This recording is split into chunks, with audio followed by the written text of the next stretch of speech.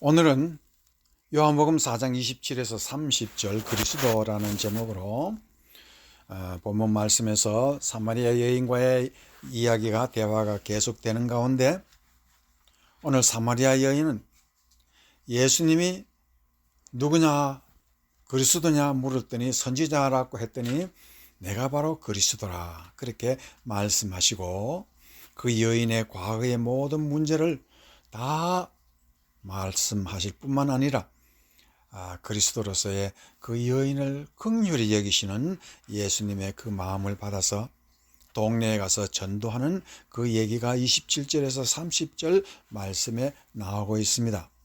여기서 우리가 본문 말씀에서 이 여인은 예수님을 누구라고 불렀냐 하면은 바로 29절에 보면 내가 행한 모든 일을 내게 말하는 사람을 와서 보라. 이는 그리스도가 아니냐 하니 그들이 동네에서 나와 예수께로 오더라. 자, 이 사마리아 여인은 이제는 전도꾼이 되었습니다. 전도의 내용은 무엇입니까? 예수가 그리스도라 이것을 깨닫고 이제 예수님을 전도하기 시작했습니다. 그러면 여기서 우리가 그리스도는 누구기 때문에 순간 하루아침에 이렇게 사마리아 여인 같은 마음이 참으로 궁핍하고 답답한 이 여인이 변해서 이런 전도하는 사람이 되었을까? 그러면 예수 그리스도를 우리가 오늘 이 본문을 통해서 알아봐야 되겠습니다. 그리스도는 누구냐? 첫 번째, 그리스도는 사람의 애환을 위로하러 오셨더라 하는 것입니다. 그리스도는 인간의 슬픔과 애환을 위로하러 오셨더라. 그런 것이 성경에 어디 있습니까? 예, 있습니다. 요한복음 14장 16절에 있습니다. 내가 아버지께 구하겠으니 그가 또 다른 보혜사를 너에게 주사 영원토록 너희와 함께 있게 하리니 라는 말씀에서 예수님이 우리에게 다른 보혜사라고 말하고 있습니다. 그러면 원래 보혜사는 누굽니까? 예수 그리스도. 보혜사라는 뜻은 뭡니까? 영어로 comforter, 위로하시는 이, 우리를 슬픔에서 건져주시는 이, 이게 보혜사라는 뜻입니다. 그런데 다른 보혜사는 누굽니까? 성령이십니다. 예수님도 보혜사로 이 땅의 슬픔과 죄에서 우리를 구원하시고 위로하러 오셨고 성령님도 그와 같은 똑같은 위로자로 오셨다 그렇게 말을 하고 있습니다. 오늘 예수님은 사마리아 여인을 대하는 태도에서 비록 유대인 랍비의 모습이지만은 마음만은 선입감을 다 벗은 사마리아 이방인들에 대해서는 선입감이 없는 모습으로 나타났습니다. 그것은 유대인들이 사마리아 사람을 싫어하거나 무시하지 않고 심지어 여인의 과거를 말하는데도 여인은 하나도 그것을 악의로 듣지 않았다 하는 것입니다. 오히려 감사와 감격으로 예수님은 사마리아 여인을 깊은 위로를 베풀고 계심을 알 수 있었고 그것을 안 이 여인은 이제 많은 사람에게 자기가 지친 인생뿐만 아니라 모든 사마리아 마을 전체에게 이제 고하러 가셨습니다. 이야기는 메시아가 오셨다는 것이죠. 그리스도가 오셨다는 것을 말하고 있습니다. 자, 여기서 우리가 한 가지 심각한 질문을 해야 될 때가 있습니다. 그 질문이 무엇이냐면 사람이란 모두 태어난 존재입니다. 태어났다는 것은 무엇입니까? 내가 나고 싶어서 난 사람이 아무도 없다는 뜻입니다. 그렇다면 태어나고 싶지 않는 사람이 태어나서 원하지 않는 슬픔과 아픔과 죄라는 무서운 독을 마시며 죽음이라는 형벌을 받는다면 이 기막힌 사인을 누구한테 이것을 말해야 하겠습니까? 그래서 적어도 하나님이 우리를 태어나게 하셨다면 하나님이 책임져야 하지 않겠는가 하는 것입니다. 적어도 인생에게 미안하다는 말 한마디는 해야 되는데 과연 성경을 읽은 하나님이 인간에게 한마디도 인간에게 미안하다는 말을 남긴 적이 전혀 없습니다. 그렇다면 하나님은 잔인한 분이십니까? 도대체 사람은 왜 살아야 하는 것입니까? 여기서 생명의 가치는 어디에서 찾느냐 하는 그 문제가 있는데, 이와 같은 것을 인생의 가장 근본적인 문제를 해결하고자 하는 것이 성경에서 인류론 혹은 인죄론이라고 말하고 anthropology라고 말하고 있습니다. 이와 같이 인류론인가 또한 인죄론의 가장 중요한 핵심은 그리스도라는 그 예수 그분입니다. 그러면 그리스도라는 말은 기름 부었다라는 말인데, 이름 메시아는 기름 부은 이유는 무엇이냐? 인류의 슬픔과 위로를, 또한 죄를 용서하시고 또한 우리에게 억울하게 살아온 대가를 주시러 오셨다. 어떻게? 예수님이 다 맡아줄 테니까 내가 너희들의 모든 슬픔, 너희들의 모든 죽음, 너희들의 모든 아픔을 내가 맡아서 내가 책임져 줄 테니까 그것을 나한테 맡기라 라는, 그것이 예수님 메시아의 사명 기름 부은 이유입니다. 그러나 우리는 이 세상에 살면서 우리의 이와 같은 슬픈 존재를 사람들에게 말을 하지 않고, 그러면 이 세상에서 우리는 어떻게 살았습니까? 사마리아 여인처럼 살았지요. 어떻게? 내 문제는 내가 해결한다라는 그런 뜻이 되는 것입니다. 그러나 예수님은 그게 아니라, 하나님께서는 그게 아니라 새로운 길을 예수 그리스도를 통해서 주셨습니다. 너희가 과연 아프면 내게 그 아픔 한번 맡겨보라, 그런 뜻입니다. 너에게 해결할 수 없는 문제가 있다면 그건 내가 해결해 주마, 나한테 맡겨보라는 것입니다. 이것이 예수 그리스도 메시아가 이 땅에 위로하러 오신 그 일인 것입니다.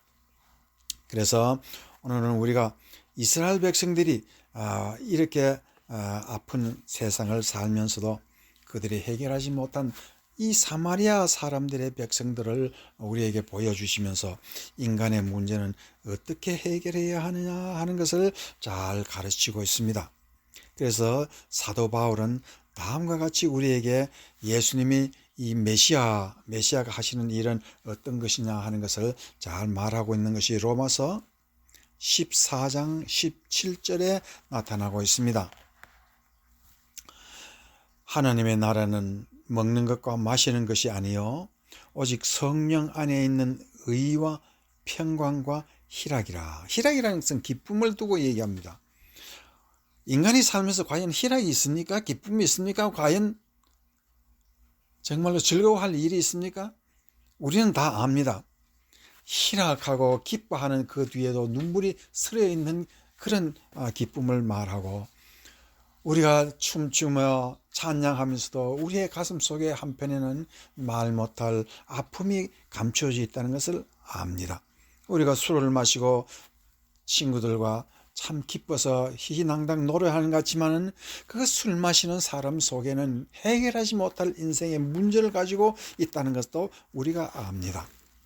그래서 이와 같은 우리의 인생을 어떻게 참 기쁨, 희락을 가질 수 있느냐, 그것은 우리의 마음을 한번 바꿔보라라고 이 예수님은 우리에게 가르치고 있고 성경이 가르치고 있습니다. 그 좋은 예가 어디 있냐면 잠언서 27장 17절 말씀에 기록되어 있습니다. 잠언서 27장 17절에는 철이 철을 날카롭게 하는 것 같이 사람의 그의 친구의 얼굴을 빛나게 하느니라. 이 말씀은요, 유대인들의 교육 원리입니다. 아주 놀라운 교육 원리가 이 속에 있습니다. 유대인들은 이 공부하는 야시바라는 도서관에 가면은, 도서관에는 조용해야 될 건데 유대인들의 도서관에는 가면 특별히 문제가 뭐냐면 시끄러워요. 어떻게 시끄러우냐면은 유대인들의 교육 방식은요, 이 도서관에 가서 두 사람이 패를 지어서 거기서 대화하게 합니다. 대화하는데 뭐 답을 찾고자 대화하는 것이 아닙니다. 유대인들의 교육 원리는요, 참 이상합니다. 그들은 100점 맞으려고 학교에 가서 공부하는 것 절대 아니에요. 그럼 뭐를? 사람들의 생각을 바꾸고 사고 방식을 바꾸자 하는 것이 교육 원리입니다. 한국의 교육 원리는요, 100점 맞고 인류 대학에 가고자 하는 것이 이 교육 원리입니다.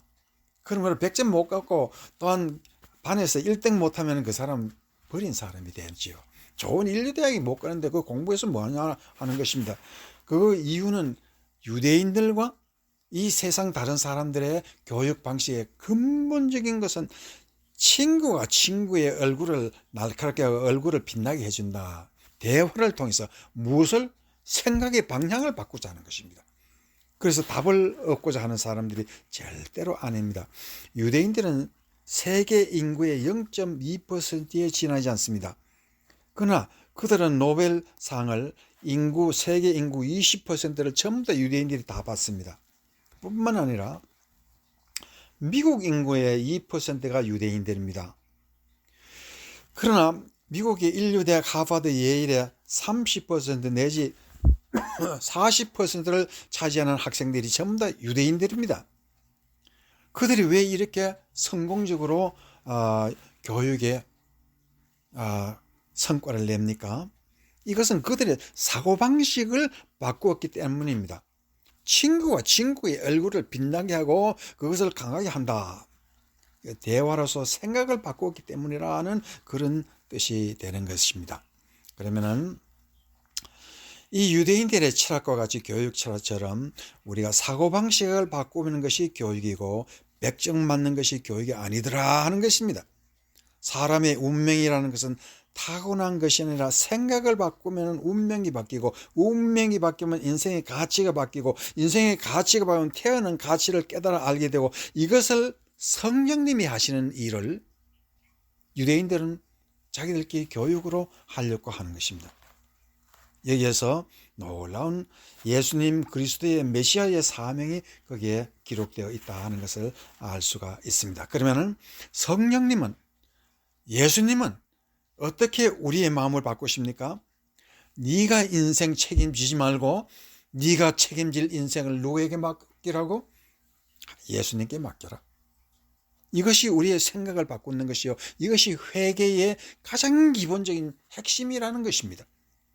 그래서 회개라는 것은 메타노에오라서 마음을 바꾼다는 뜻입니다. 메타라는 것은 after, 노에오라는 생각입니다. 생각을 바꾸라는 뜻입니다.